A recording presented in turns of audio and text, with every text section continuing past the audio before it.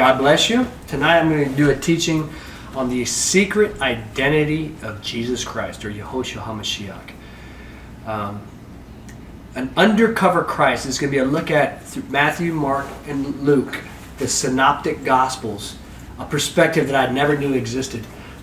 What I was doing is I wanted to read through Matthew, Mark, and Luke.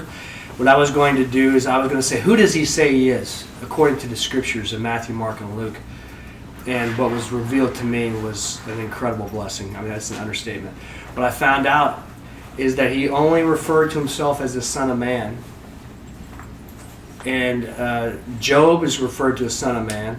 Daniel's referred to the Son of Man. Ezekiel, Son of Man, like a bunch of times. So Son of Man is used 184 times if you do a word search. It's used a lot, so it's not specific. And he never got credit for being the Christ. He got credit, but when the point of his ministry was not telling people who he was. So when he's healing people, when he's doing all this stuff and all these miracles, shh, don't tell anybody who I am. I didn't know that. So who was doing all these healings? They weren't sure. Here's Elijah, here's this guy. One thing was certain about his ministry, he was sent from Yahweh because you couldn't do these works. But who was he? They didn't know. And when people did know, if it was in public, he'd rebuke them, like the demons. But if it was in private, even if it was a demon in private, like the man at Decapolis, he didn't rebuke him. But anytime it was in public, the demons are trying to get him killed. Because once he does acknowledge, I am the Mashiach, and he doesn't ever say, I'm the guy, darn right, that's my dad. He doesn't. He says it one time. Other times he goes, you say that I am. And if you look at the footnotes, he's saying, are you saying that I am, is what the footnotes say. It's not what he didn't say, I'm the guy. Then as soon as that he gets close to even acknowledging he's the Mashiach, they say, kill him. So when the demons are saying, you're the Son of the Most High, and he rebukes them, which was always odd to me, it's a death threat. And it was in public. Because he's going to do it. One time he's going to heal somebody in the synagogue, and he does it. He's going to rebuke him in front of everybody. Shut up! Why? He's trying to get him killed. Didn't know that. And then when the disciples say, you're the Mashiach, he goes, don't tell anybody. So when he calls Peter, James, and John, and Andrew, who are we following? I don't know. Who is he? He won't say anything. He talks in parables. He talks all these weird things. And his ministry was a parable. Because when they came to him and said, explain this parable, because the parables are secrets. Secrets. It's not for everybody. And Yahweh is not for everybody. If you're not going to work at it, you got what you want. So Jesus Christ is healing people. He's feeding people. He's casting out demons. And who's getting credit? Only his Father. Only his Father. Because when he goes, hey, who do people say I am? I heard a teaching by John Lenn. He said he's campaigning as the Messiah, as the King. And I go, absolutely not. Because when he says who they say I am, they go, oh, you're John the Baptist, you're Elijah, or some other prophet. He's going to say, well, okay, who do you guys say I am? And we look at the scriptures, he never says I'm the guy. He never says it. Isn't that cool? Mm-hmm. It's like Clark Kent. Somebody finds out this is Clark Kent. And he goes, don't tell anybody. You got it? And the way I thought about that is because it could get him killed. And the purpose of his life was not to campaign as the Messiah. It was to heal and do as much work as he could before he died on the cross. Not getting credit. And so these people that got healed and got fed, who fed them? Who healed them? Yahweh did. Who is that guy? It doesn't matter. Yahweh used this guy. But I used to think this whole ministry, it's the Messiah. Oh, the Messiah finally came. We're going to look at it. That didn't happen.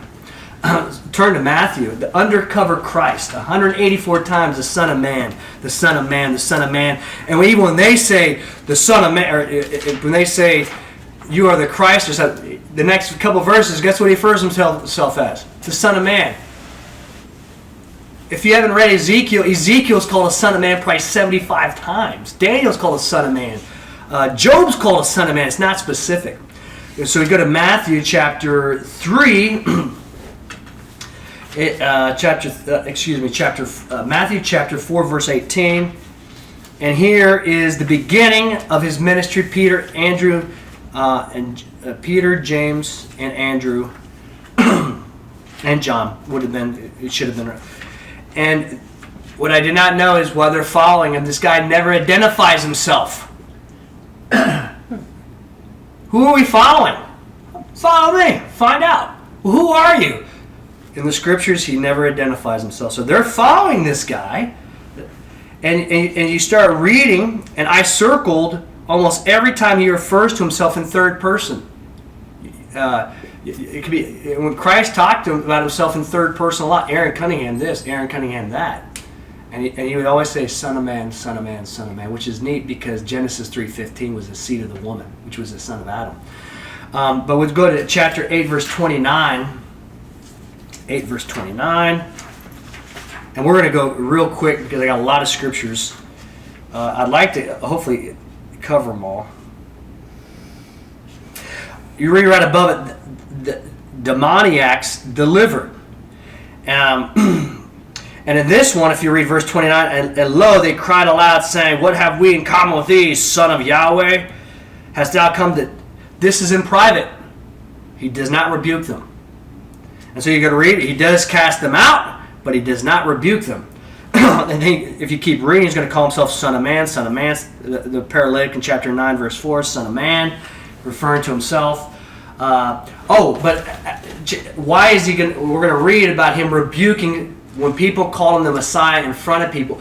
Now I got to put a disclaimer in here, because people do call him the Son of David at different times. And so I've read where people go, well, that means he's the Messiah. And so there is that out there. But when Christ goes, who do people say I am? They did not say you're the Son of David. They said Elijah, Jeremiah, some other prophet. But why was he going to rebuke people in public for calling out who he is? Keep your finger here. Go to Matthew chapter 27:11. And we'll do this with all three. What's going to happen as soon as he acknowledges who he is? It's page 32 in the Rotherham.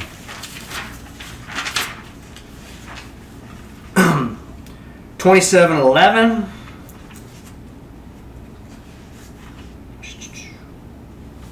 In 27:11, the Pharisees are trying to kill him. He goes before Pilate, and Jesus said, Thou sayest. So, verse 11. Now Yehoshua stood before the governor, and the governor questioned him, saying, Thou art the king of the Jews, are you? And Christ says, Thou sayest. Look at the footnote. What does the footnote say? Dost thou say? He doesn't even come out and say, I am. But he suggests it somewhat. And as soon as he suggests it, go over to verse 22. What do they start crying out? Crucify. You say, crucify him, 23. Crucify him. And in the gospel called Matthew, as soon as he even suggests that he possibly is the king of the Messiah, they can kill him. They're going to kill him just like that. And he doesn't even come out and say, I am. But as soon as it's in public, he can die. And so he is not. And so what we're going to read, we'll go back to chapter 9, verse 6. As you read that, as soon as he acknowledges it, in Mark, he's going to say, I am. And as soon as he says, I am, guess what's going to happen to him? Kill him. And so the demons and the Pharisees, who knows who he is? Apparently, the demons do, because when he's calling them out, he's casting them out, they acknowledge who he is. Who else? We're going to find out that the Pharisees are going to try to put him on oath. Because the Pharisees, the demons inside the Pharisees know who he is. We're going to get to read one of these scriptures. Because we put you on oath. Are you the Messiah, the Son of the Blessed? Why would they do that? It's almost as if the demons knew, put him on oath, confess it, we know who you are, and as soon as you confess it, we can kill him. But the Passover lamb was not ready to die yet. 9 verse 6, you're going to see, he's going to refer to himself in third person, Son of Man. And I guess for the teaching, you could write these down. 12 verse 8, Son of Man. 12:32, Son of Man. 12 verse 40, Son of Man. You can imagine the disciples go, who are we following? Can you imagine Peter talking to his wife? It didn't say he had a wife, he had a mother-in-law. Who are you following? You gotta... Well, his name's Yehoshua. Who is he? He's doing mighty works. He's some sort of prophet. Who does he say he is? He said he's Son of Man. Like Ezekiel? Is he the Messiah? He never answers those questions. Could he be? Could he be? But they never knew if we look at the scriptures. 13 verse 11. 13, actually verse 1. Christ is going to explain, he's going to, the parable of the sower is the beginning. And he talks in all these parables. And the disciples are going to come and say, let me see here. Oh, verse 11. And he answering said, why are you speaking he answering said, verse 10, and the disciples coming near said unto him, wherefore in parables are you speaking to them? Just come out and explain it to them. And he said, and he answering said, see that footnote A, what's it say? Mystery. Because unto you hath it been given to get to know the sacred secrets of the kingdom of heaven, whereas unto them hath it not been given. His identity was a parable, in my opinion. It was a secret. The parables, people didn't necessarily understand it. Were they feeding off his ministry? Yes. Was he getting any credit as the Messiah? No. Let me see here. Now if you turn to chapter 14, verse 33, and I thought that the parable is a good example of his ministry. What's the point of healing all these people and doing all these different miracles if they don't even know who you are? Because the purpose of him was not to convince people he was the Messiah. The purpose was for him to have Yahweh glorified. Did you say 1333? 1433. And right after this is the disciples are going to say, God's son thou art. Is this in public or private? This is in private. And here, in verse 32, when they came into the boat, the wind abated, and they in the boat bowed down to him, saying, truly, Yahweh's son thou art. And he said, of course you are, you knuckleheads. That's what I've been saying. He said nothing. How mysterious is this man? These men are walking around. He takes no credit for himself. And we're going to look at his ministry. It was Luke 14:11. He that exalts himself shall be humbled, and he that humbles himself shall be exalted. Yehoshua took no credit. Didn't say who he was. I'm going to invite you that if you do the same thing, just circle every time he says Son of Man. And they say he's the Messiah, he's God's son. What does he say? He's probably off doing his own little thing again. Hey, will you just answer this? We got a debate here. Are you the Messiah? He'd probably look at them and be like, a fisherman went, oh great, another parable. Just answer the question. No, I'm not here to answer questions. Verse 33, you see the disciples in private. Now turn to 16 verse 13. Before you read there, so it's just the next page. I just made a quick reference of things he had done by reading above all Rotherham's scene, but verse 15. Here's all the miracles. It's not all, excuse me. This is some of the miracles in Matthew up to this point. The lepers were clean in chapter 8. Chapter 8:14, Peter's mother-in-law was healed. In verse 28, a demonic was delivered. Chapter 9, a paralytic healed. Jairus' daughter is healed. The woman with the issue of blood healed. That was in public. 2 blind men were healed. Chapter 10. In chapter 10, he sends 12 out to heal and cast out demons. That was done. Chapter 12, verse 22, demons cured. Chapter 14, 5,000 people fed, not including the women and children. Chapter 14, he walks on water, verse 45. Chapter 15, 48, 4,000 people fed, not including women and children. That's a heck of a resume, right? You would think, all of that being said, they go over to chapter 16, verse 13. Would somebody read that? And Yehoshua, coming into the parts of Caesarea of Philip, began questioning his disciples, saying, who are the men saying that the Son of Man is? Who fed them? Who healed the woman with the issue of blood? Who cast out the demons? Who rebuked the Pharisees and the Sadducees? Who corrected them? Who do they say I am? Now read verse 14. Somebody. And they said, some indeed, John the Immerser, others Elijah, but others Jeremiah or one of the prophets.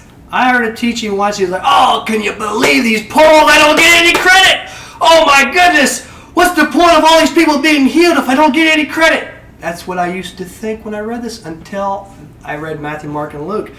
And we read this, and then he looks at them in verse 15. Would somebody read 15 and 16? And he said unto them, but who say ye that I am? Remember, Christ never said who he was. They're not going to confirm what he said. You said you're this. Because he only says, I'm the Son of Man, Son of Man, Son of Man, Son of Man this, Son of Man. Who do you guys think I really am? Go ahead. And what's Peter say? 16, and Simon Peter answering said, Thou art the Mashiach, the Son of the living God. Why? Why did he think that? Because of all the work. And Christ is going to say, flesh and blood did not reveal this to you, Simon, but my Father in heaven told you. Have you ever known something about somebody? Or yet Yahweh is inside you, and Yahweh's inside Peter going, that's my son. Why doesn't he say it? That's my son's the Messiah. How do we know he's just not a prophet?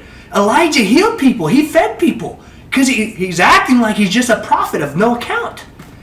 That's my son. Peter speaks up and he goes, you got something. And what does Christ say? I'm the guy. Nope. No, he does not say I'm the guy. He does not say I'm Yahweh's son. He does not say I'm the Mashiach. Go down to verse 20. What does he say? Then straightly charged he the disciples, lest to any man they should say, He is the Christ. Shh! I am Superman. Don't tell anybody. But Superman, they don't know. You're the one healing everybody. They're giving credit to other people. They're saying it's Batman. They're saying it's Iron Man. They don't know it's you, Superman. Shh! Nobody needs to know. It's a secret. Are you? He's never going to say I'm the Christ. What an identity. And then he starts talking about the needs be of the suffering. And he's not even going to acknowledge he's the Mashiach until he's ready to die. It's about time, and he's going to allude to it. Chapter 14, 6:14. Let's see here. Who do you say? Now go back to chapter 12, 14, 16. Go back to chapter 12. And why did he say, shh? Let the scriptures speak. What do the scriptures say? On the road to Emmaus, when he's even talking to them, we'll get to read that. He's talking to them, they go, why are you guys so bummed out? Oh my goodness. Well, this guy came, well, we're going to find out. He never said I was the Christ, but we were hoping he was the Messiah. And Christ is still not going to say I'm the Christ. Do you know what he's going to tell them? Was it not needful that the Messiah should die? He didn't say, was it not needful that I die? He's still speaking as if it was somebody else, getting no credit. But that was a digression. If you read right above verse 14, would somebody read, what's it saying? The Pharisees plotting. Speak out so the microphone. The Pharisees plotting. Yehoshua retires, quietly healing many. They're trying to kill him. The Pharisees, and it's going to say Pilate knew it because of envy. The hands and feet of Christ are those who do his will. The hands and feet of the adversary, the serpent who's going to be crushed, are those who do his will. The Pharisees, the Sadducees, the Herodians, and the priests probably, maybe they knew what they were doing. All they knew is they wanted to kill this guy because somebody inside them. So here's the Pharisees want to kill him. And what's he say in verse 16? When the Pharisees are they want to destroy him, what's he say in 16 to his disciples? And straightly charge them, lest they should make him manifest. Don't tell anybody who I am. Very serious. Why? Well, we read it. Because as soon as in public it is acknowledged he's the Messiah, and even in Matthew he never says I'm the Messiah, but once it's in public and he suggests it, kill him. It was the death sentence. So now we'll turn to, let's see here. Oh, we're going to come back to Matthew. Turn to Mark 3, verse 7. Keep your finger there.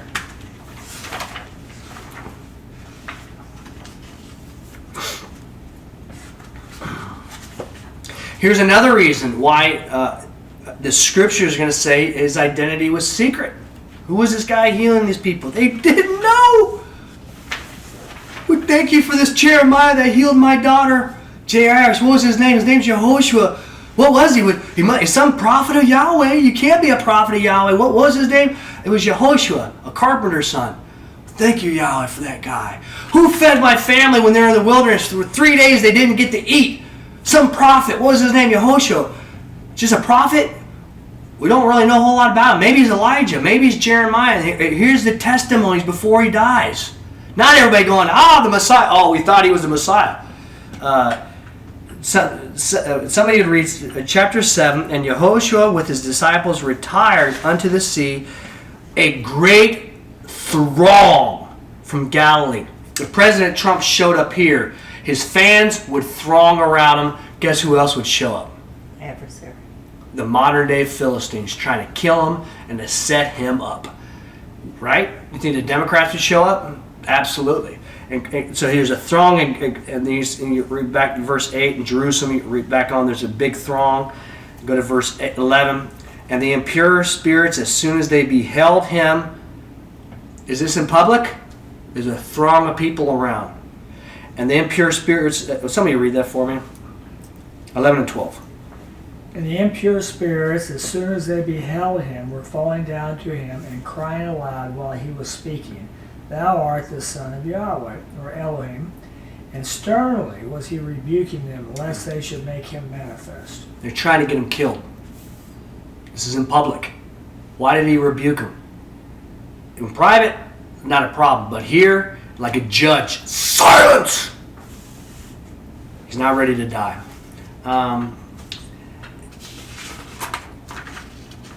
Turn to Matthew 26:63. I think we already went there.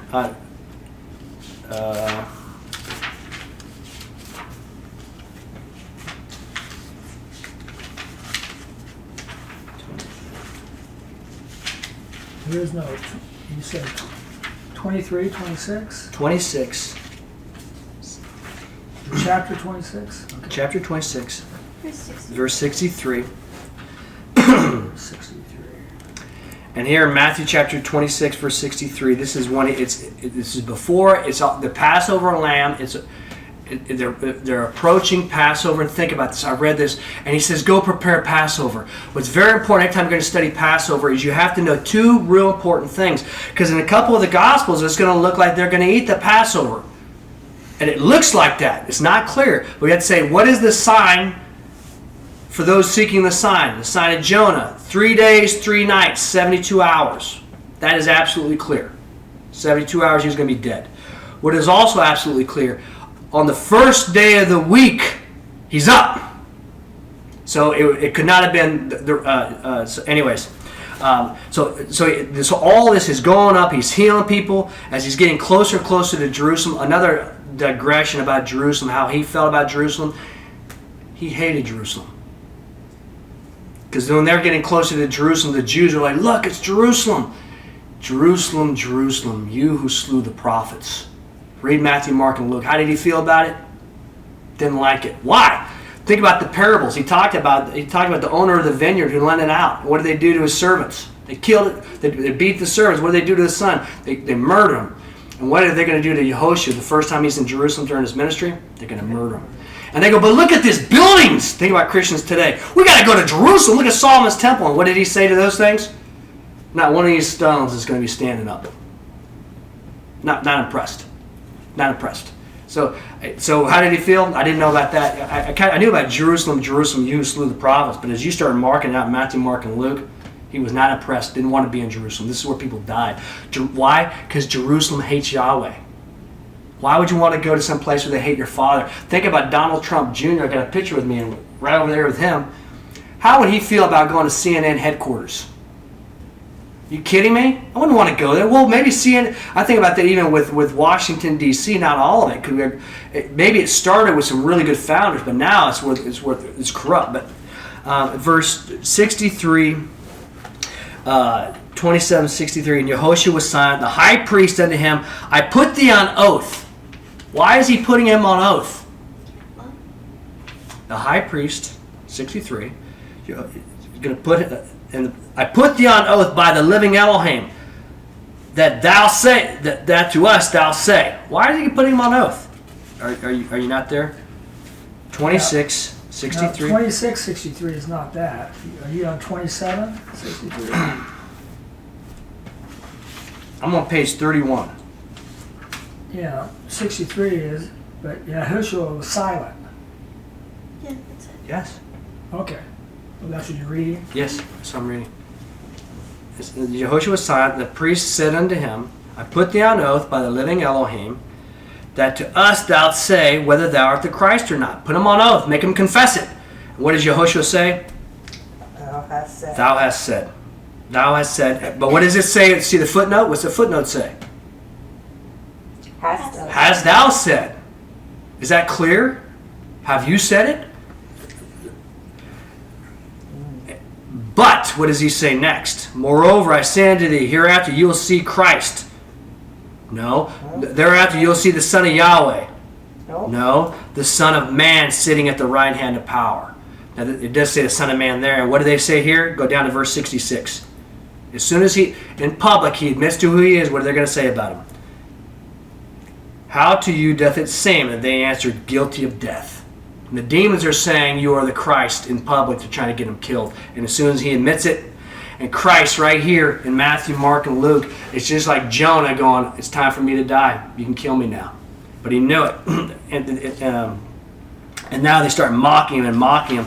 And if you look on over into Pilate, the next page, 27 verse 11, Pilate's going to say, art thou the king of the Jews? Now Jesus stood before the governor, and the governor questioned him, saying, thou art the king of the Jews? Question mark. And Yehoshua says, darn right I am. No. No. What's the footnote say? Thou say it. Does thou say it? Is that a direct answer?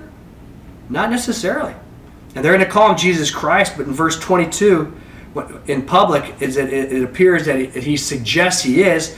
If somebody read verse 22 and 23. Pilate said unto them, what then shall I do unto Yehoshua, who is called Mashiach? And they all said, let him be crucified. But he said, indeed, what evil hath he done? But they vehemently were crying aloud, saying, let him be crucified. The end of the book of Matthew, the conclusion of it, is he never said, I'm the Christ, I'm the Son of Man. When they asked who he was, he didn't correct anybody. But when he even got close to it, he was going to die. So all these people, who are they going to kill? Some prophet. Jeremiah, Elijah is what it appears. Verse 54, it's neat because the centurion's going to say, verse 54, now the centurion and those who were watching Yehoshua, seeing the earthquake and the things coming to pass, were violently affrighted, saying, truly Yahweh's son he was. So the works manifested it. Now, we'll turn to Mark. Mark chapter 1, verse 24.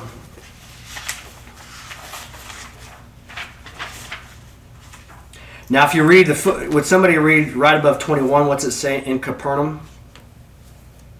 In Capernaum, Yehoshua teaches and expels an impure spirit. Is this in public? It's in public. Where is he going to be? If you read the beginning of 21, he's in a synagogue. Are people there? Yeah. And the journey into Capernaum, and straightway on that Sabbath, entering into the synagogue, he began teaching. And if we skip down, verse 23, straightway there was in their synagogue a man with an impure spirit, and he cried aloud, saying, what have we in common with thee, Yehoshua of Nazareth? Hast thou come to destroy us? I know who thou art, the Holy One of Yahweh. And what's he do next? I rebuked him. Be silenced and come out of him. Why? He's trying to get him killed is what it looks like. Because at the end of Mark, as soon as it's in public, and Yehoshua does not, remember, Christ didn't say that I am the Messiah in Matthew, but when he even says, do you say that I am? They go, that's enough. That's all we need. Kill him. Mark is going to be a little bit different, but so when it's in public, he's going to rebuke it. And I personally believe it's a death threat. That's why he's doing that.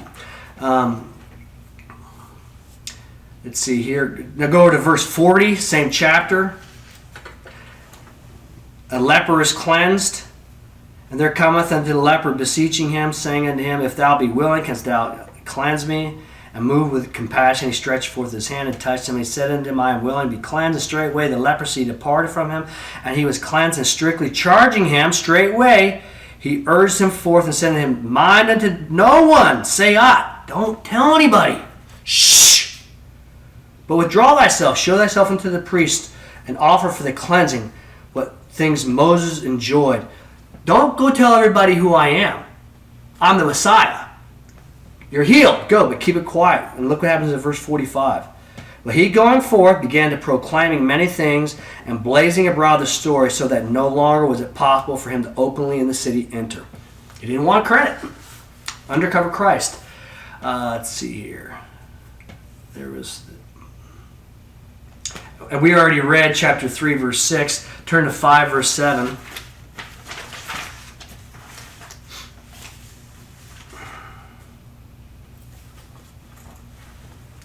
In 5 verse 7, if you read right above 5, this is the demoniac delivered. This is in private. If you read it, this is the man from among the tombs. And verse 7, and crying out with a loud voice, "What have we in common with thee, O Yehoshua, son of Elohim or Yahweh Most High?" It's in private. "I adjure thee by Yahweh, do not torment me." For he was saying unto him, "Go forth in pure spirit."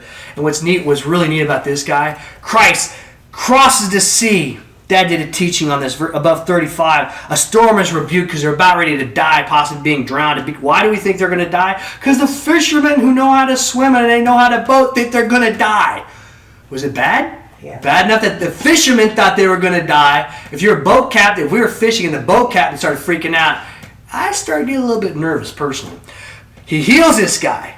And what does he tell him? If we go over to verse 18, and he was entering into the boat, he who had been demonized. And I never noticed that. He was getting in the boat. I never noticed that. He who was been demonized was beseeching him, or maybe that was Christ getting in the boat, with him he might be. And he suffered him not, but said unto him, "Withdraw into thy house, into thy own country, and bear tidings to them that I am the Christ." Nope. No. Go tell them how many things Yahweh hath done for thee. Nope. Yeah. It's going to be the Lord. Yeah. It didn't say the Messiah. It's like he's taking no credit. Did you get healed? Yeah, Yahweh has healed you. Go tell everybody. Not that I'm the Messiah. I'm the Messiah. I'm the Messiah. You missed it. The Messiah showed up and you missed it. No. Just go tell what Yahweh's done for you. He didn't do it. Yeah, he does. No, so how many things Jesus had done for him? Oh, but he did. I guess I didn't read that part, but he did. He said to the Lord. Let's see here. 5:43.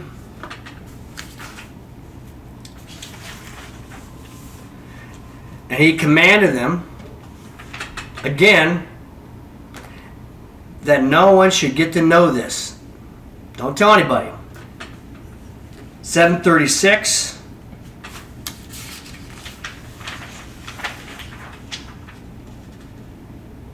After this deaf stammerer healed, and he charged them that they should be telling no one. Don't tell anybody. Just receive your healings. Okay. 8:26. And he sent them away, and he sent him away unto his house, saying, "Not even into the village mayest thou enter." Now, it doesn't necessarily say that, but it would appear this is another shh. Just go do your thing. 8:28. And then here's another thing. After all these healings and stuff, there's going to be, who do people say I am? And here it's going to say in verse 28, and they answering him said, "John the Immerser, others Elijah, others one of the prophets." And he went on to question them, "But who do you say I am?" And he's going to say, "Thou art the Christ." In verse 30, and he straightly charged them that no one should they tell concerning him. Don't tell anybody. Let's go. Wait a minute. He told them to go cast out demons. Go heal people. Not that I'm the Messiah. I'm the Messiah. Here's healing people. You ever thought of your ministry? How much credit are you getting?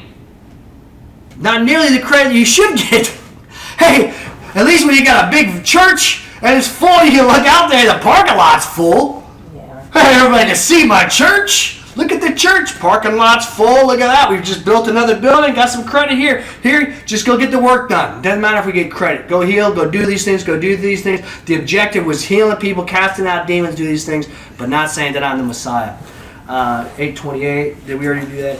Yeah. 8. Oh yeah. Then verse 39. What does he say after they say he's the Christ? In third person. Would somebody read that? What chapter? 8:31. So this right after Peter says, "You are the Mashiach," and I'll read it. And he began to be teaching them, "I am the Son of Yahweh." Yep. No, The Son of Man. The Son of Man. The Son of Man.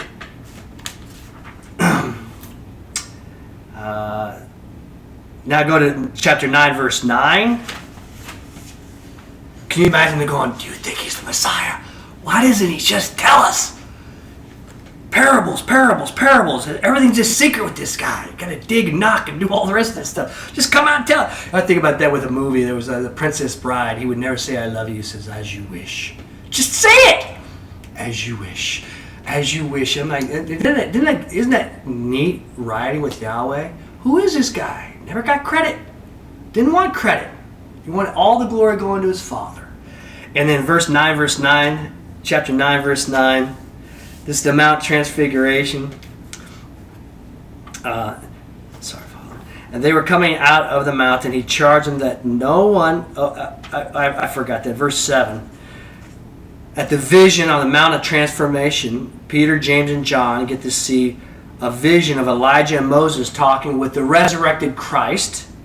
And verse 7, there came a cloud overshadowing them, and there came a voice out of the cloud, this is the Son of Man, my beloved. Nope. No, this is my Son. Think about this at Mount Sinai. How does Yahweh talk from the mountain? I don't know, but I can imagine bass. But then what does he tell them after this? Be hearkening unto him. But in verse 9, look, we knew you were the Messiah. He's never said it. Your dad just said it. Verse 9, and they were coming down out of the mountain. He charged them that no one, they should narrate what they had seen, save whenever the Son of Man from among the dead. Don't talk about these things. Not getting credit. Not getting credit. Now, turn to Luke 14. Matthew, Mark, Luke. And so all I was doing was just going through circling Son of Man, Son of Man, Son of Man. Then who's calling the Son of God? Demons are. Then he rebukes some of them if it's in public. Who else calls him the Christ?